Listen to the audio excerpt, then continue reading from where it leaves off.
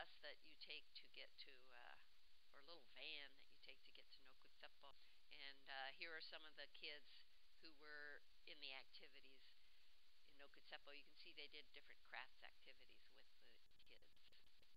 And here's a group picture that was taken with all the kids and the students in Nokutsepo. So the group home, or hogar de niños, which would be kind of a safe place for boys to live. That's kind of how you might translate that. Or a home, boys' home. These boys live in the home during the week, and they attend school while they're there, weekdays at the public school. Their meals are provided, they do their homework, and they have activities at the hogar. And most of them visit their families on the weekend. It is a church-sponsored program and gets very little support from the government. And here's some pictures from the Hogar de Niños. This is an example. The students will plan activities for each of these service learning projects, and some of them can be very simple. So bringing some bottles of soap bubbles, you could see, turned into a delightful activity for these kids.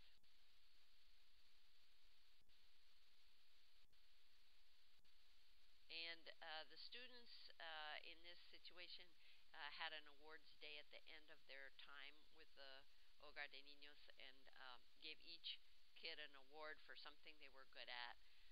And you could plan something like that if you wanted to, if you're working with these kids for your service learning. We might be having a new service learning site at an Hogar de Niñas, which would be a home for girls. This one is run by Catholic nuns, and we've been doing some work trying to set this up. Most of the girls will be on vacation, but there's always a small group who stay, who don't have anywhere to go for vacation. And so we're discussing the idea of doing activities with them, the group that will be staying, and we'll let you know more about that. Here's a couple pictures. There's me in the entry to this place where the girls' home is, and here's the courtyard. This used to be, I believe, a Franciscan convent, and you can see how old the building is. And there's this fountain in the middle of the courtyard. Okay, then the other service learning with elders is at what's called an asilo de ancianos, and like I was telling you, I guess that you could translate that an asylum for older people, but it's really more like a rest home or a safe place for them to live.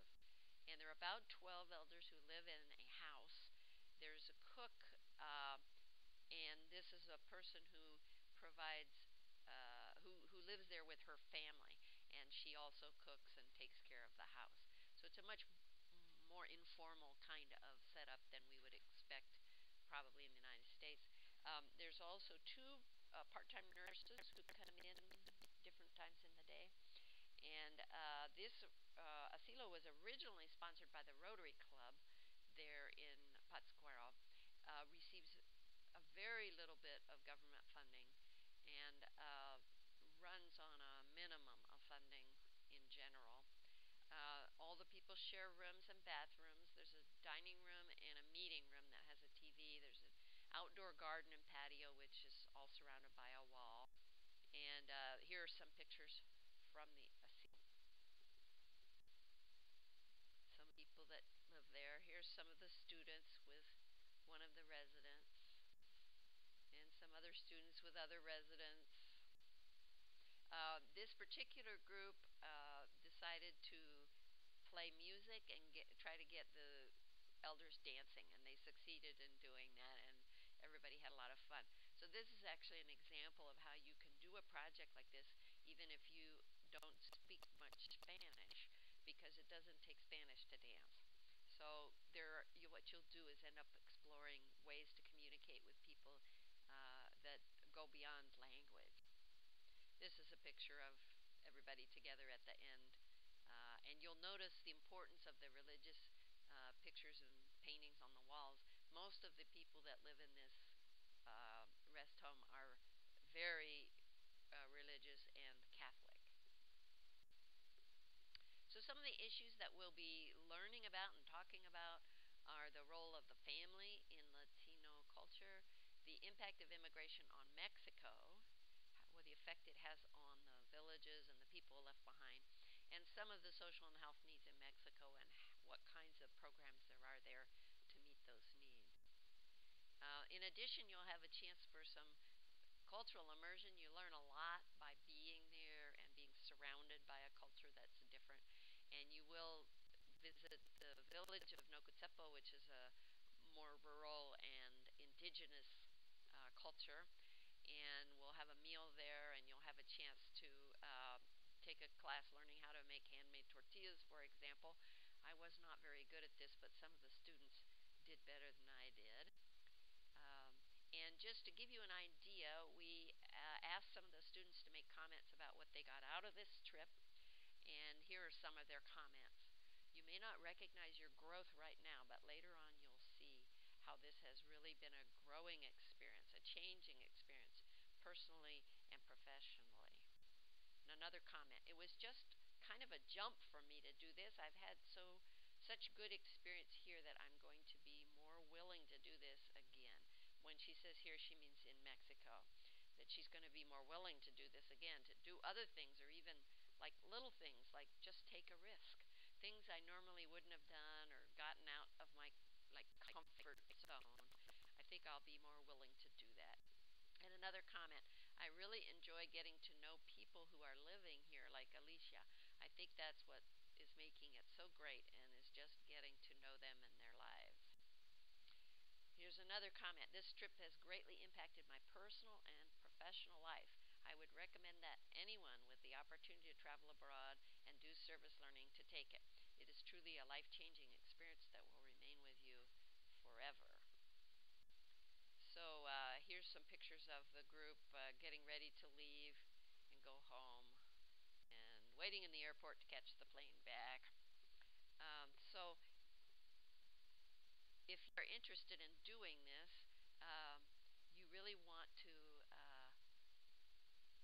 think about the various things you're going to get out of the trip, which include understanding immigrants better in Iowa and in the United States in general, that you'll get experiential learning, which really helps you understand diversity. You'll get a chance to compare social and health services here and in a developing country. You'll get to learn some Spanish or improve your Spanish. You do not need to speak Spanish to take this trip. If you don't speak Spanish, we will put you with other people who do, and usually there's a mix. But I will guarantee you that you'll be speaking better Spanish or more Spanish by the time you get home. It just is inevitable that that will happen. In order to go on this trip, you have to apply through Study Abroad. And I've got a handout that I hope you will get a chance to pick up that gives you some of those details. But you will definitely need to apply, and actually it should be before March 10th. It says here March 9th. But you need to go to the website for Study Abroad, download the application, fill it out, and turn it in before March 10th. So if you're interested, I want you to get going on that right away so you have plenty of time. If you are completing all of that and Study Abroad okays you, then you're going to have an interview, and it'll be with me. And because Ines is currently in Texas, actually it will be another student who will be interviewing with me, or someone else will be helping me. This trip is limited to 15 students. It'll be a mix of undergrads and grads. So we do go through this interview process in order to select which students will get to go. What I suggest is that while you're filling out your application, you also apply for a scholarship or some kind of financial aid, and that is also at the Study Abroad website. There's some information on the handout about it. And there are two kinds of scholarships, and there's a very good chance that you will get some help paying for this trip if you apply for one of those, so I encourage you to do that.